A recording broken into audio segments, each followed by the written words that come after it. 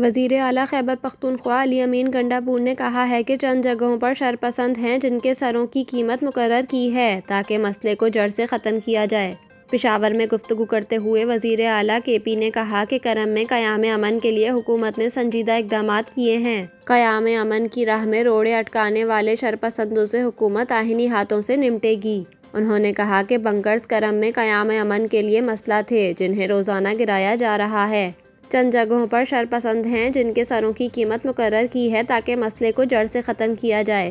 وزیر اعلیٰ کے پی کا کہنا تھا کہ جرگے کے ذریعے مسائل کا حل نکالا ہے۔ چیلنجز بہت ہیں تاہم ہم ہر چیلنج کے مقابلے کے لیے تیار ہیں۔ کرم میں جرگے کے ذریعے بڑے مسائل پر قابو پا لیا گیا ہے۔ کرم کا 100 سال سے زیادہ پرانا مسئلہ ہے جو وقتاً فوقتاً اٹھتا رہا۔